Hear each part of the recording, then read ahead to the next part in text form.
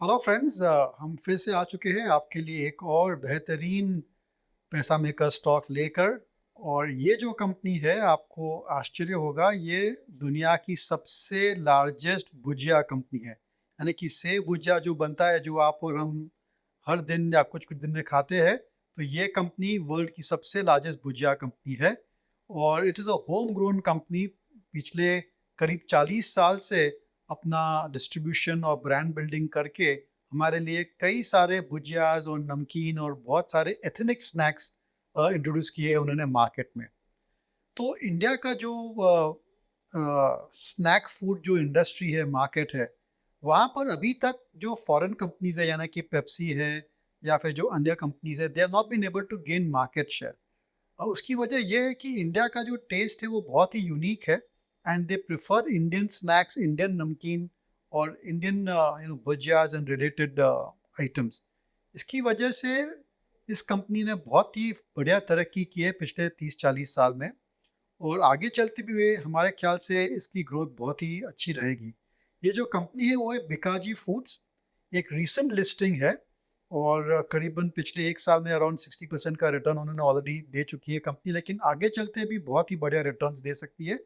क्योंकि इसकी जो ग्रोथ है, ग्रोथ रेट्स इन वॉल्यूम है, वो करीबन 15-16% आसानी से आ सकती है।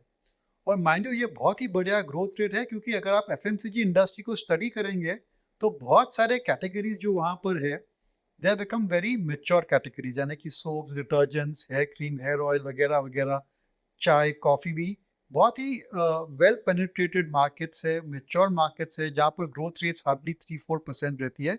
लेकिन ये एक ऐसी कंपनी में ये एक ऐसी इंडस्ट्री में ऑपरेट कर रही है जहाँ पर अभी भी डबल डिजिट ग्रोथ आ रही है। और मेरे ख्याल से बिकाजी फूड का फ्यूचर बहुत ही सुनहरा है।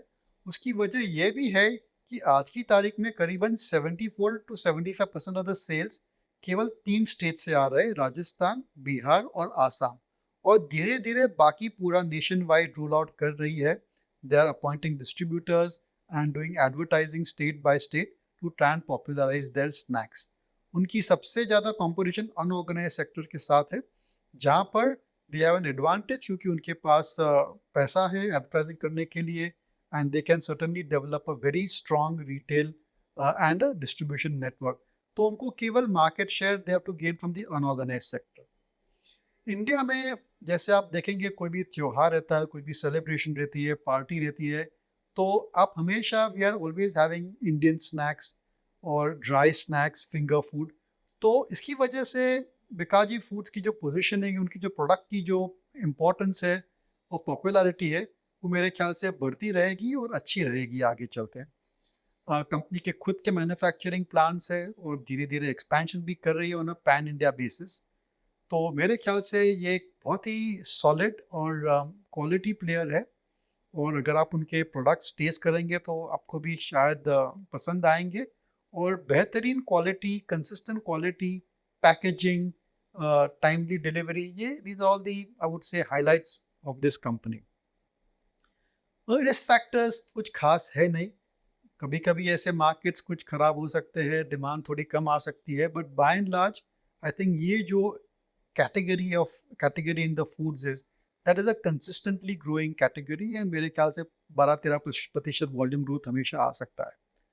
क्योंकि ये एक एफएमसीजी कंपनी है, उसकी जो working capital requirement, asset requirement is much lower. तो एक एसेट लाइट बिजनेस है, जिसकी वजह से जैसे आप देखेंगे, इसके रिटर्न रेशियोज बहुत ही बढ़िया है। Return on capital employed, return on investment is exceptionally good. लेकिन ऐसी बढ़िया कंपनी, ऐसी ब्लू चिप कंपनी को आप खरीदने को जाएंगे तो हमेशा महंगी रहेगी। यानी कि आज के दाम में करीबन उसका price earning multiple is around 60 times और सो। लेकिन ये हमेशा एक्सपेंसिव ही रहेगी। और मेरे ख्याल से इसके रिटर्न्स अच्छे आ सकते हैं जैसे जैसे इसके नंबर्स यानी कि प्रॉफिट्स बढ़ते जाएंगे। तो ये एक लंबी रेस का घोड़ा है। और अगर आप लॉन्ग टर्म इन्वेस्टिंग में बिलीव करते हैं, कंपाउंडिंग में बिलीव करते हैं, तो बिकाजी फूड सर्टनली आपको स्टडी करना चाहिए। ये हमारा रिकमेंडेशन नहीं है, लेकिन ये हमारा पैसा मेकर स्टॉक है। और आपको पसंद आए तो आप उसमें निवेश कर सकते हैं। This podcast is produced by Laser Equities Private Limited, a semi-registered research analyst. Registration number INA00004787. The information provided in this podcast is for educational and informational purposes only and should not be considered as investment advice. Investment in securities market are subject to market risk. We strongly advise all investors to read all related documents carefully before investing.